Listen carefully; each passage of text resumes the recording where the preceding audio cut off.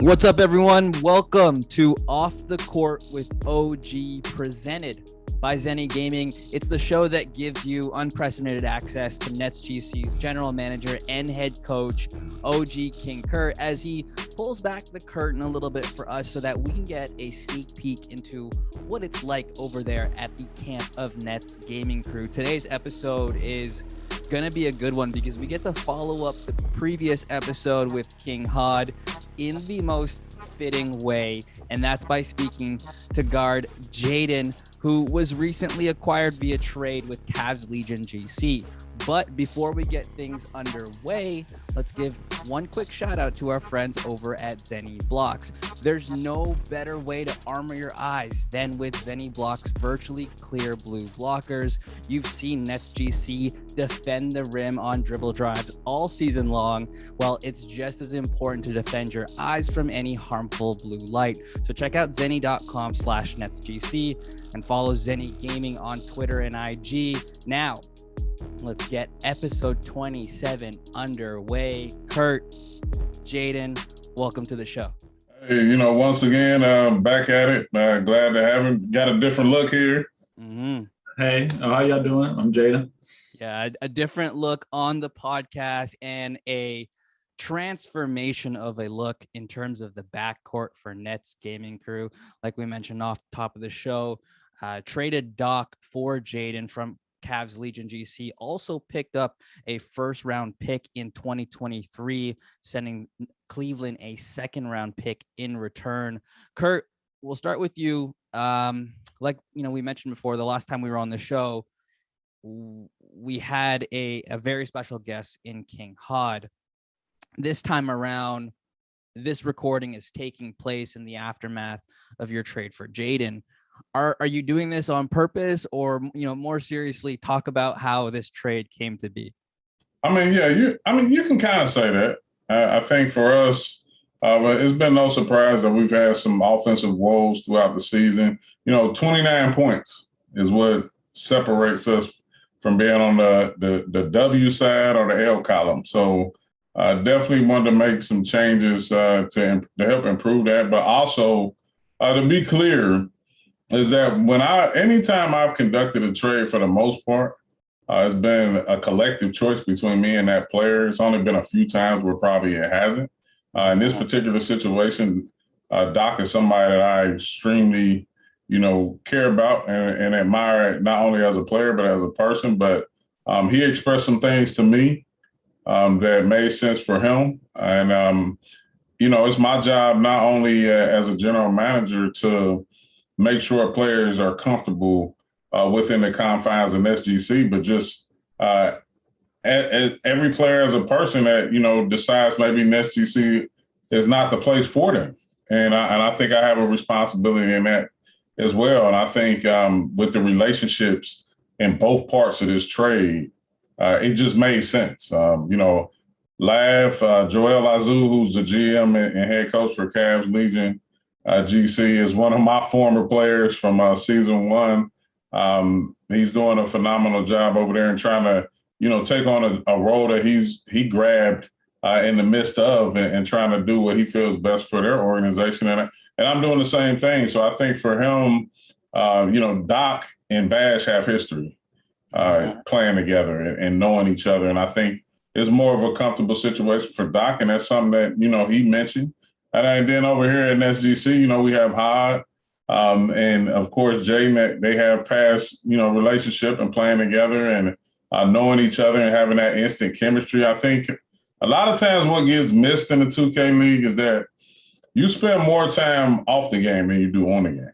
And I think that's where the vibes and everything that people talk about come into play. Now, when you're not winning, of course, you're subjected to a lot of different opinions and negative comments and things of that nature. And I'm not saying it's unjust, but I think a lot of that can be, it can be alleviated if players have past chemistry, they know each other, and they're able to flow on and off the virtual court. And that's why this trade made sense. And I think, as you mentioned, we grabbed a first-round pick in the process. So we'll go into 2023 with 2 first-round picks. So I think it wasn't no win or loss. There wasn't no loss on our end for this trade. Yeah, there's so many layers to kind of, go through when it comes to dissecting this trade. There's a lot to unpack. Obviously, it didn't really impact anyone more than it did for you, Jyden. You get uprooted from your initial season 1 rookie home in Cleveland, and now you find yourself in Brooklyn. I asked Haad this during the prior episode, Jyden, and I want to ask you, but can you take us through the exact moment you first heard about the trade and maybe what went through your mind initially? Man, it was kind of an odd one. I think I've kind of had a different route than some other guys that got traded before. It's 2 hours before tip-off against probably the biggest game of my career. Probably, I would say, needing a game against the Warriors, one of the best. Against the Kings, one of the better teams that's hot right now. Trying to get some points for the turn, and not having a really that much of a good season. But I'm saying we're trying to turn around right here, get into the turn, make a run for my team. I'm saying we talked about how much this Kings game meant. For the Cavs organization, we had some people that came in and did some video and stuff. It was the first time we had any of that. So, like I said, probably the biggest game of my career so far. And Lav pulled me to the side, and he there was some speculation, and I asked him about it. So he was a straight up guy, honest guy. I love Lav, I always will, and he told me he was honest about it. He kind of let me know why it happened. Some of the reasons for that trade to come through, what was happening with their side and my side of why that trade went down. So 2 hours before the game, he wanted to know where my mental was. And what I'm saying? I'm telling him, you guys are the ones that drafted me. I wouldn't be a professional if I didn't come out here and give you my all one last time. So it didn't matter about any type of the relationships. If there was any bad blood at all, I would always, came out there and hoop for him. And, figuring it out that way, going through my head, I was kind of like, wow, it's kind of a stunner. But it wasn't that big of a deal to me. I came out there and I tried to give my team a dub, but it didn't work out. You dropped like 35 though, right? Yeah. Best game of my career too. That's a career high, and it just happened to conveniently occur in your final game in a Cavs Legion GC uniform. Perfect way to kind of go out. Hopefully you're able to carry that momentum over here to NetsGC. Jyden, another question. I know for me personally, when friends and family ask me, what I do for work, I kind of still need to rehearse what I want to say. That way they get a really good grasp of what I do for NetsGC. Are you past that point yet when it comes to like esports and the NBA 2K League with your circle? And if so, did they have any thoughts on you getting traded? So breaking it down to my family when the draft was going on, and when I told them about this a long time ago, they had no idea there was any way to get paid on the game.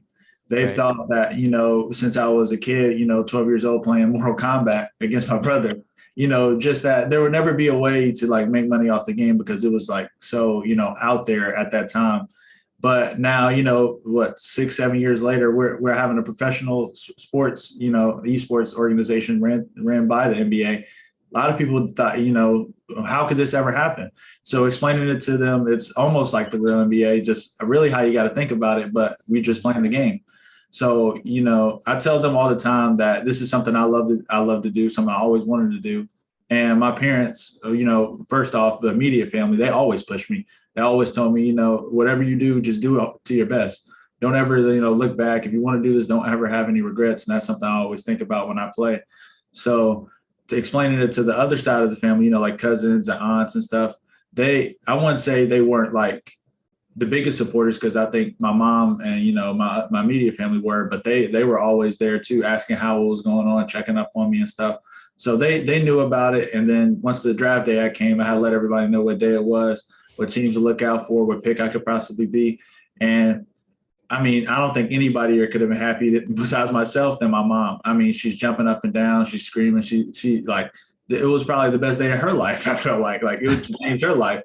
And so we had a little getaway party and stuff like that. I explained everything after that, so that, when I leave, what I'm going to be doing, how long I'm going to be gone, what the pay is like, and they, they're just sitting there in awe. They think I'm a celebrity. They think I'm doing something crazy. Like they love it, and they always tune in. They always watch now. They always ask me how was going on.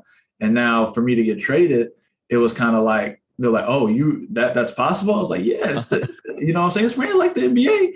So if I'm going to be honest, my mom was not happy about it. Not at all. Fair. She didn't like it at all. She was like, well, why would they draft you to trade you? But things happen. I kind of explained her to her what goes on. But on the other side of that, she was like, first off, I'm happy you're in Brooklyn. You never been to New York, but I have been. And, you got family up there, so have fun. Do your thing. And they were happy about it too. But at first they didn't really like it, but they came to it after a day or two. Yeah, we can't be shocked that your mom's always gonna feel some type of way when something like this happens with you. Yeah. So that's a funny little story. Curt, looping back to you, how does this, like, this is your fourth year now with NetsGC. You've seen a lot, you've gone through a lot. How does this newly transformed backcourt of Jyden and Haad compare to some of the backcourts you've had in the past? Well, it's definitely, I think, I've seen a lot of comments made that during the trade and stuff like that. I'm somebody who pays attention, but I don't say much. I think if you ask most of the point guards in our league, how they feel about having certain players playing with them, of course they want to have players that they complement and that complement them. And I think in this situation, that's exactly what we try to do. I think it's no secret that we are very cohesive from 3 through 5. Streetz, Shotz, and Steez are arguably probably one of the better cores of 3 through 5s, although our record may not, show that. And at this current moment, right heading into the turn, we're, currently in 6 in the East. Even in going through a stretch. And when you ask me about stuff like that in the past, I've experienced the same situation in the past, being on a losing streak and still finding a way to scrap claw and with a little bit of a splash of luck and still getting into the playoffs without the ticket. So I'm still extremely confident. I think, it helps a rookie PG in this league of having somebody wingman that knows how he plays. He knows how his shooting guard likes to play, bringing in a lot of different little offensive quirks that I think that's going to help us at the end of the day.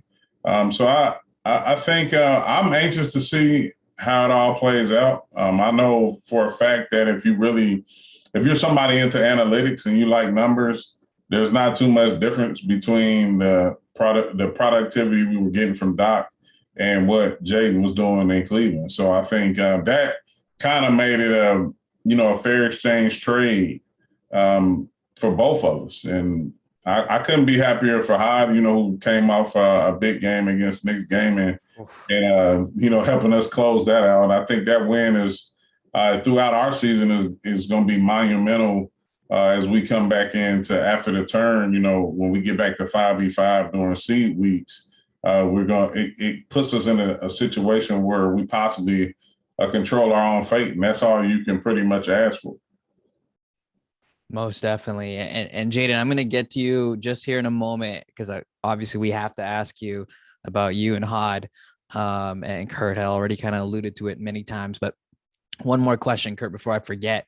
You went from not making trades during the season, and then last episode we talked about how this was your first trade midseason, to now making 2 midseason trades in like a span of 3 weeks, maybe 2.5 to 3 weeks.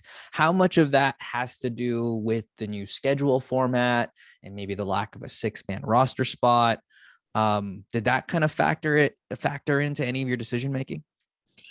Oh, definitely. I've always been the one that says that 6 months can be a long time, but a short time.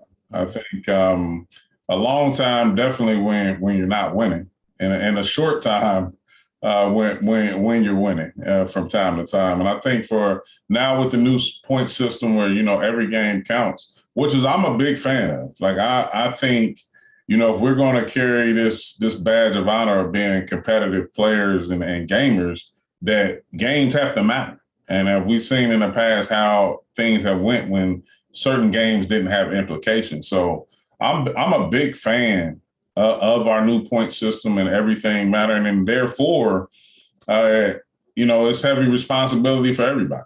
I think you can't afford not to show up on any night. As for me, as the head of NetsGC, I have to be responsible for how the outcomes in the games and how our team performs, and if things don't shape up, I have to make moves. And I think the biggest thing about it is that, the outside don't get to see practices. They don't get to see, the day-to-day of what actually goes on within every team, not just my team, but every team. So from the outside looking in, the perspective is always going to be different, which is it should. But I think for me, it was some things that I just didn't see happening coming back off, from the tip-off and then leading into the turn. It was just some things that didn't sit right with me as far as going forward. And sometimes I think the matter of environment is both parties is responsible. Myself as the GM and head coach and the player. I mean, I think some things naturally work and some things don't. And that's to be respected. And you try to do what's best for the org, and in turn, the player gets an opportunity to do something that's best for themselves. So I think it's a possibility that everybody wins at the end of the day. The one thing that I like in regarding to, the majority of the last trade that I made is that it's a East Coast, Eastern Conference, Western Conference trade. I'm sure somewhere down the line we'll probably, we may or may not see Hornets Venom GT again. And that's not really a prime concern for me, but because you have to treat every opponent the same. I mean, they're all valuable at this point. So I think I was pretty smart, strategic. And I'd be remiss if I didn't say this, because I know a lot of times in the 2K League, people think that players make trades and they make moves and stuff like that. And as you can see, he was not aware that he was getting traded. And nobody on our team knew that the trade was going down either. The only people who knew was myself and Doc, because we had a one-on-one talk and we talked about it. But other than that, nobody knew. I've always taken advice from my players, especially, my captains and key players. And I think, most organizations do that. But in this particular situation, I made a move that I felt was best. And so far I'm happy with it. And like I said, I can't wait to see where it goes.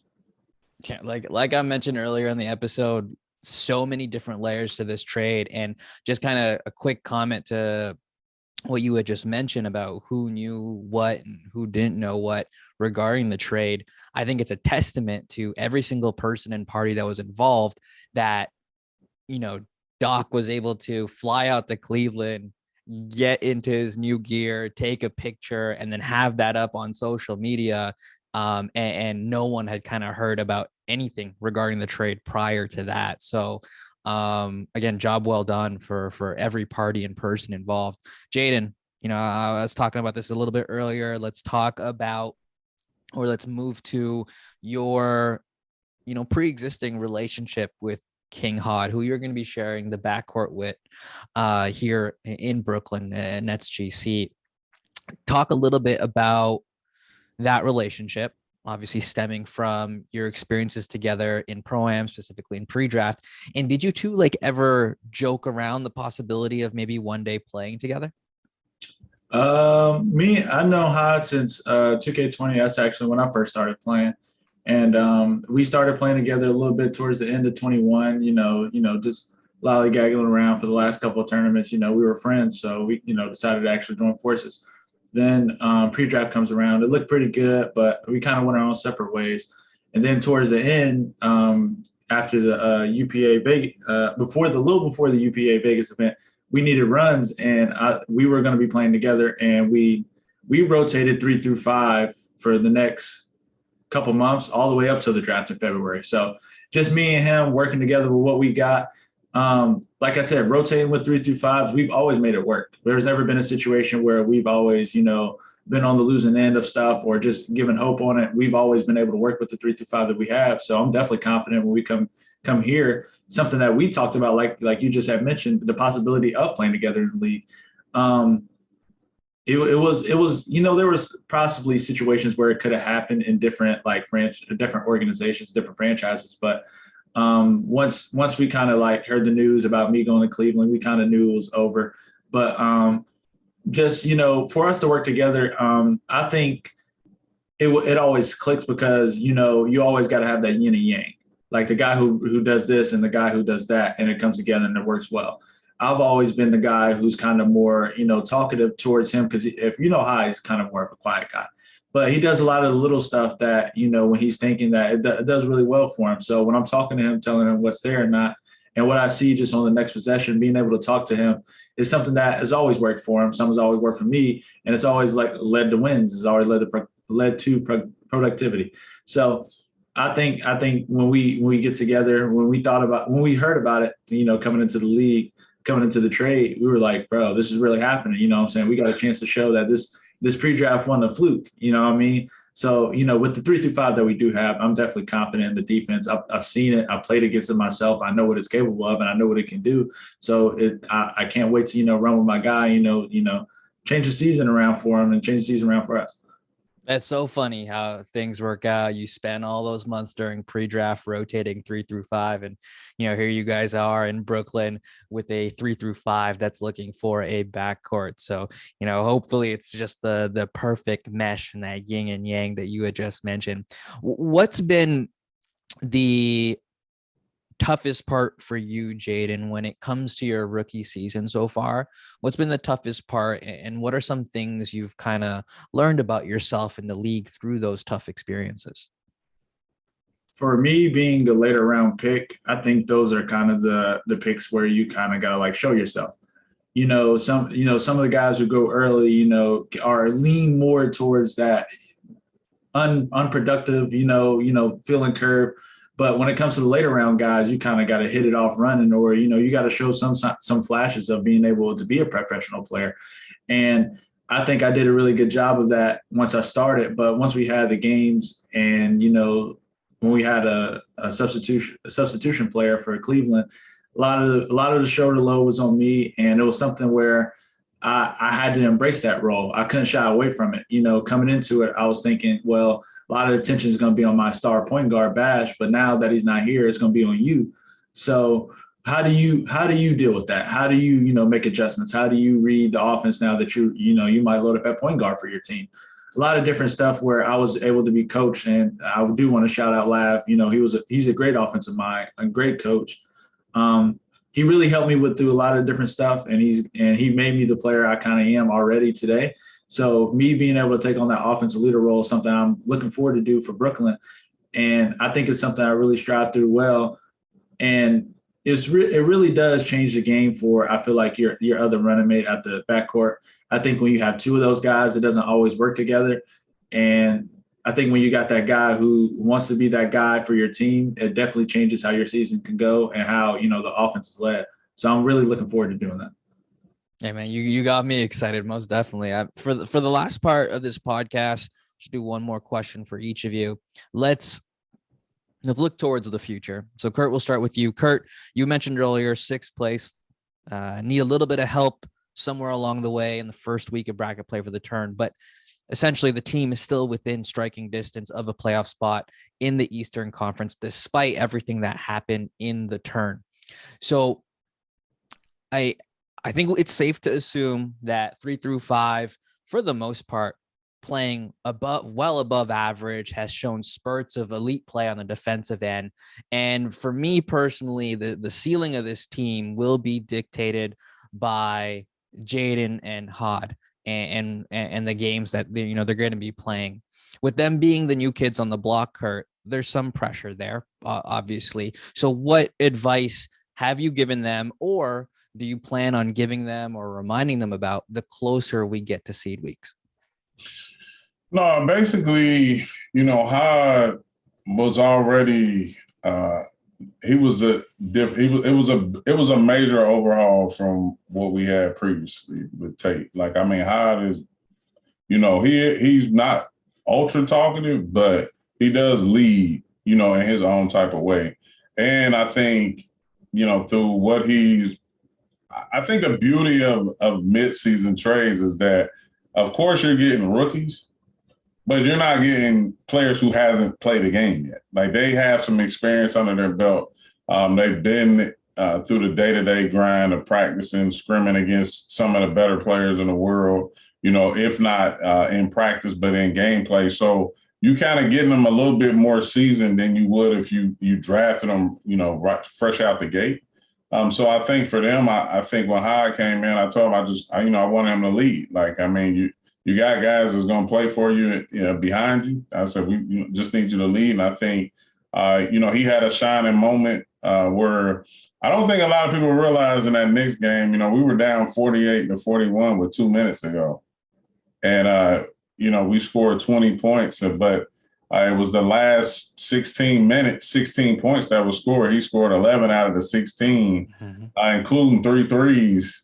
I think, 2 of them green, and then, like every 2K player likes to argue about whites when we've continuously been getting beat by teams smacking whites, but that's a whole nother subject. Contested whites. So I think for him, he had a chance to cement a moment that he can handle the lights when they, when needed.